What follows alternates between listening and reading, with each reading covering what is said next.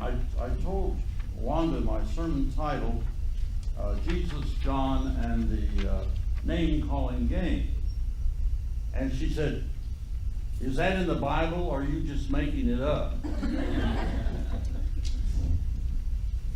Enough said. Well, it's in the Bible. Matthew 11, verses 16 through 19. Is your mic on? My mic is on. Well, I know it's, well, You're on. is it on now? Yes.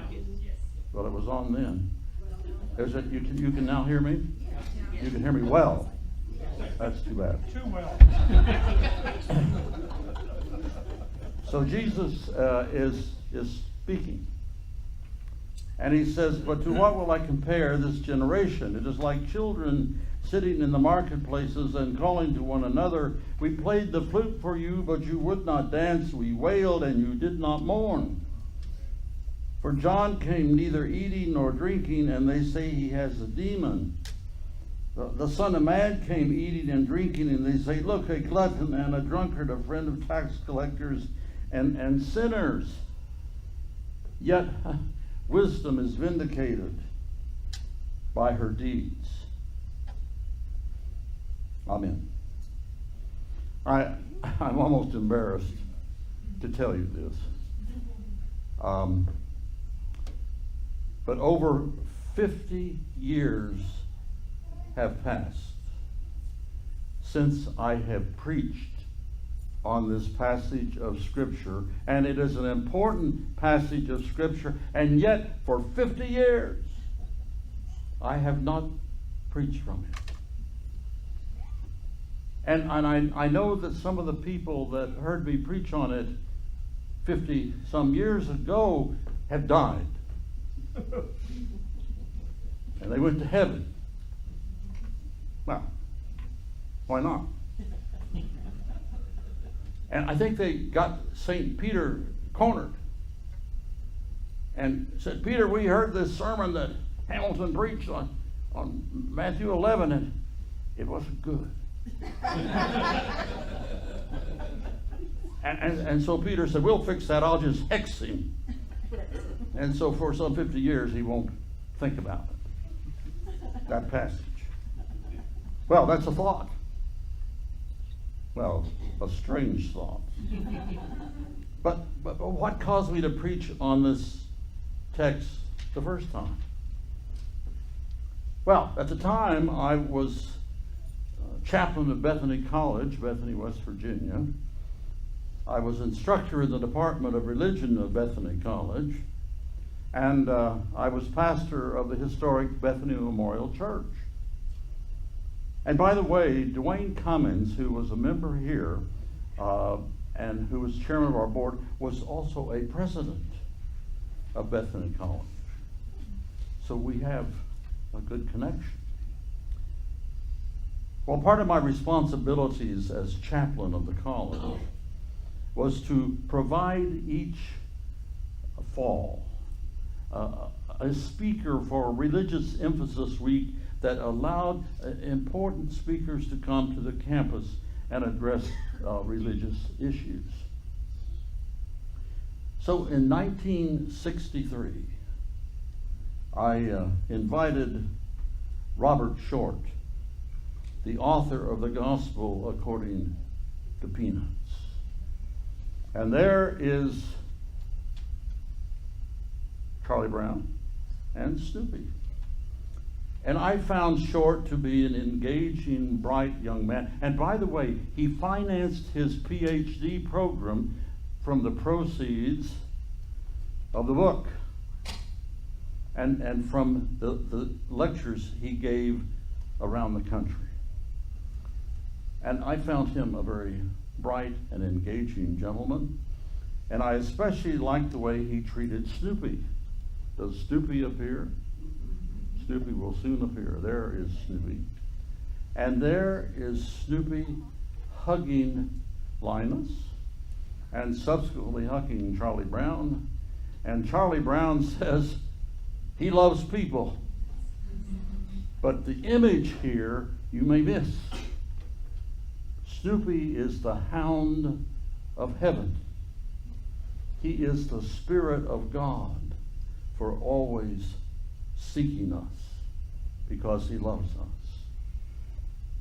Well, there is a second image that we have. Is that the one of Lucy? Read that carefully. Lucy is finding all things wrong, fire, flood, and all that. And here is Snoopy, ears flying. Here is Snoopy dancing, and Lucy says, "Well, it's no use. Nothing seems to disturb him." And what Short's point was, this image reflects the confidence of the Christian, that neither life nor death nor angels nor principalities will separate us from the love of God. Now, Short wasn't Pollyannish. He was realistic, but he had a graphic way of illustrating themes from the faith. And students liked him. I liked him. Faculty liked him. And then he went on his way. Well, some weeks, maybe months later, to my office came the super intellectuals of the campus. You always have super intellectuals around, And they said, "Chaplain, we don't think that Short was profound enough. He was too simple." And so I said, someone who is clear and plain and communicates is not deep enough. Yeah. Well, I said, okay. So next, I said, I'm going to invite Malcolm Boyd to the campus, author of the book, Are You Running With Me, Jesus? And then Malcolm's book should show up here just any moment now. Any moment it'll show. Does it show? That's Malcolm smoking his cigarette. Rather earthy guy. So I invited Malcolm to come to the campus, a bit different from Robert Short. And if you've not heard or read his signature prayer, Are You Running With Me, Jesus? We've got it next to be shown. I think, can you see it? Yeah. All right, well, I'm going to read it and let you follow it. It's morning, Jesus, it's morning, and here's that light and sound all over again. I've got to move fast, get into the bathroom, wash up, grab a bite to eat, and run some more. I just don't feel like it, Lord. What I really want to do is get back into bed, pull up the covers, and sleep. All I seem to want today is the big sleep, and here I've got to run all over again. Where am I running? You know these things I can't understand. It's not that I need to have you tell me. What counts most is that somebody knows, and it's you. That helps a lot. So I'll follow along, okay? But lead, Lord. Now I've got to run. Are you running with me, Jesus? A modern New Testament scholar actually picked up on this theme of Malcolm Boyd's and points out that Jesus was on the run. He was always on the road, and he prayed. He prayed on the road. What did he pray? Well, remember, he was an itinerant. He had no idea where his food was coming from. And so what did he do? He prayed, give us this day our daily bread. So Boyd, in his own way, picked up the spirit of the running Jesus. And Boyd was different. Malcolm liked to have his presentations in a setting, maybe not so much in the church or the college chapel, but in a situation where he could sit on a bar stool and smoke his cigarette and read his prayers and share poems. Of course, he was in other settings where he lectured and spoke brilliantly, really. Well, that was a good event, and Malcolm left. And not too many months later,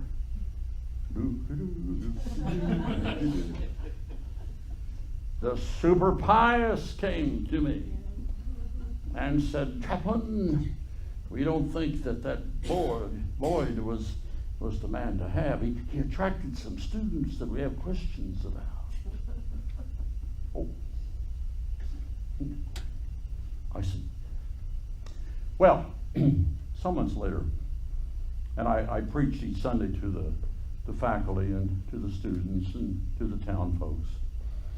And so I brought up this story of the attitude of some toward Short and some toward Boyd, and what I saw in the passage, what I picked was that little saying, we played the flute and you did not dance. We wailed and you did not mourn. What's wrong with you people?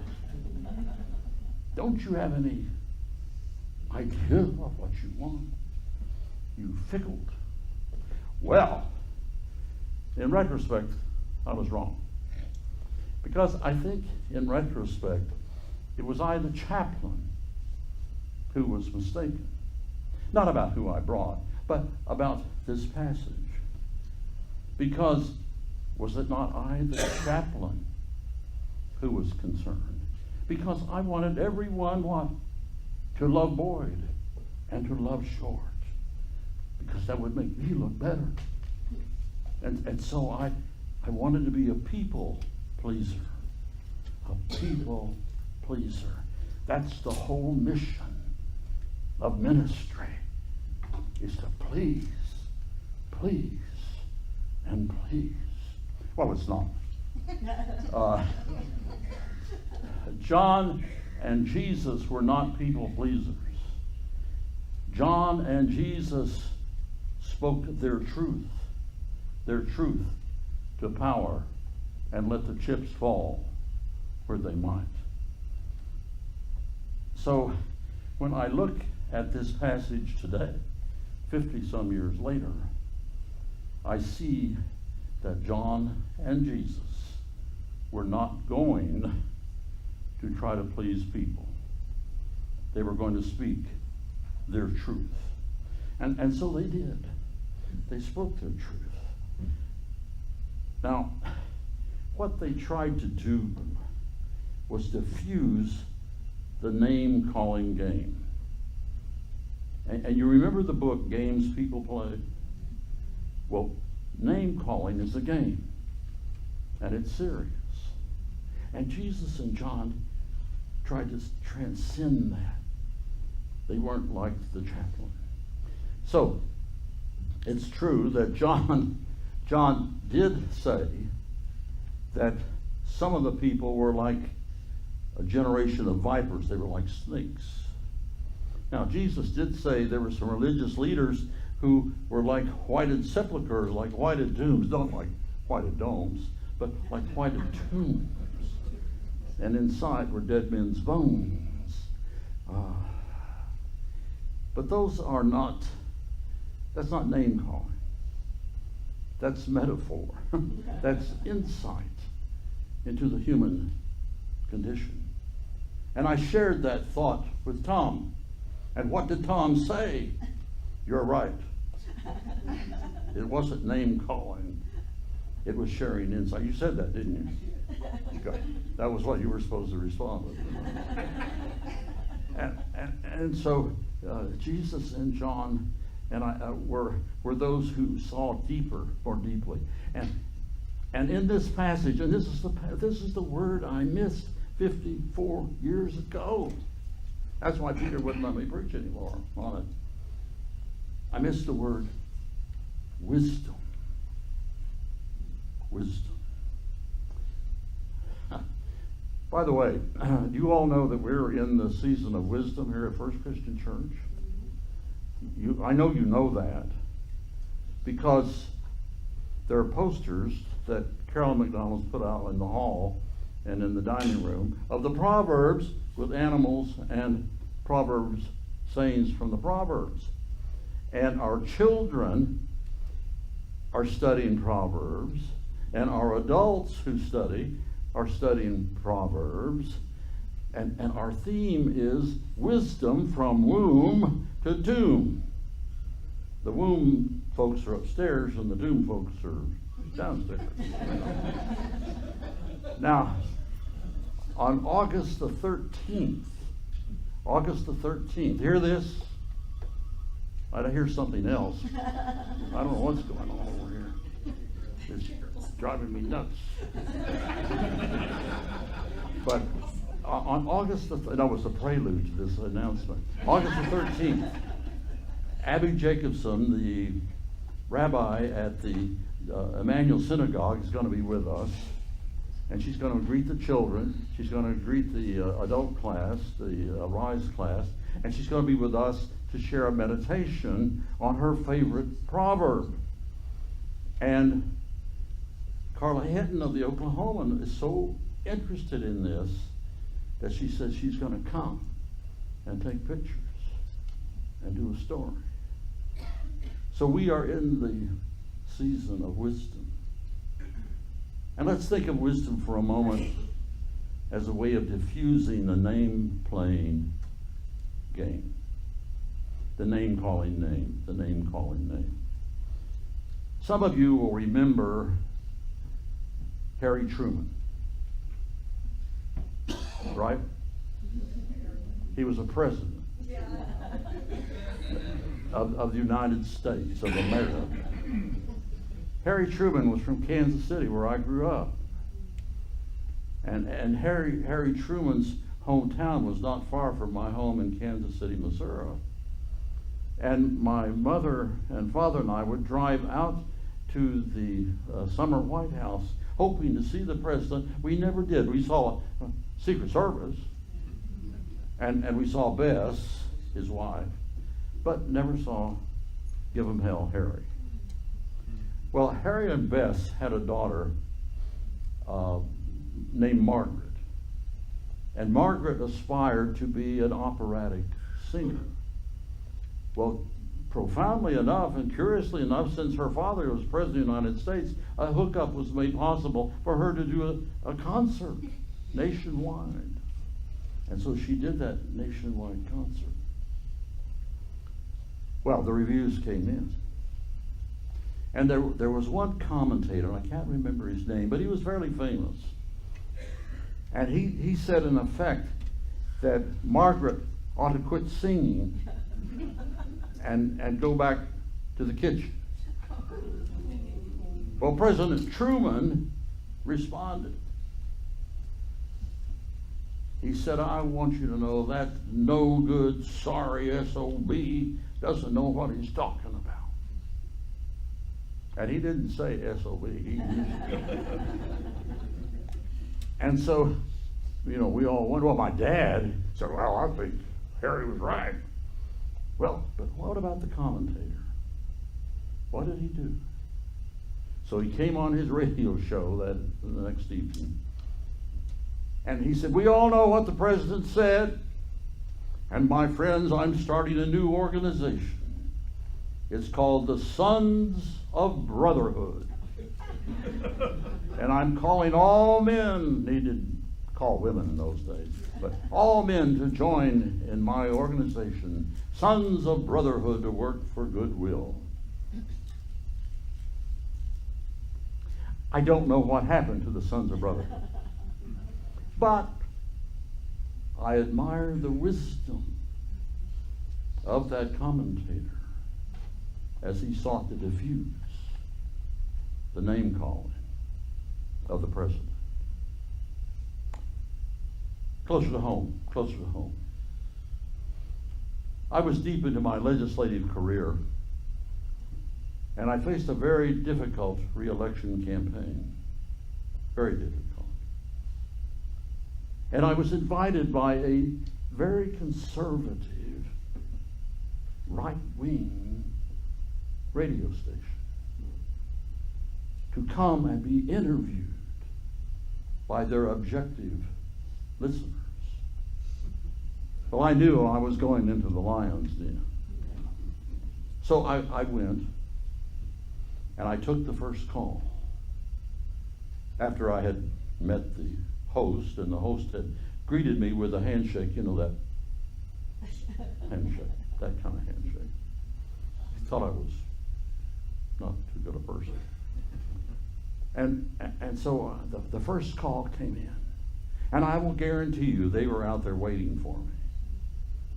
And this first caller said, "Hamilton, I don't know whether you are just ignorant or bloodthirsty." And this was around the abortion issue. This station was very pro-life, and they knew I was pro-choice. "I don't know whether you're just ignorant or bloodthirsty." And I responded, I said, "Well, I take it you don't have a high opinion of me." And I said, "I'm neither ignorant nor am I bloodthirsty." And I went on to explain my positions. Well, the whole 45-minute interview was made up of people berating me and name-calling me. And I responded in kind with the words, "Let me explain my position. Let me explain." I never responded with vitriol. I always responded with kindness. You know, I'm convinced from that experience that the spirit of wisdom can really take hold of us and can truly guide us in difficult situations. I really believe that now. That wisdom is a power, and it can live in our lives. Come back to Short and Boyd. Robert Short was a fine man, and he was very clear in his presentations. The Gospel According to Peanuts. And by the way, if you've not ever read the Gospel According to Peanuts, I would encourage you to read it. To this day, I would encourage you to read it. Malcolm Boyd was his own man. He had his own points of view. He had his own way of doing things. But I would encourage you to read Are You Running with Me, Jesus? His prayers are profound and deep. But they were both men of wisdom. And they were not name callers. They were men of wisdom. You know, the scriptures say that Jesus was the wisdom of God. Jesus was the wisdom of God. And you remember that Jesus prayed the Lord's Prayer on the cross? Do you remember that? He prayed the Lord's Prayer on the cross. For he prayed, "Father, forgive them, for they know not what they do." And that prayer encompassed all of those who had called him names. And that prayer of forgiveness diffuses the name-calling game. And you know, I really think that you and I are being summoned to come to the quiet center of wisdom.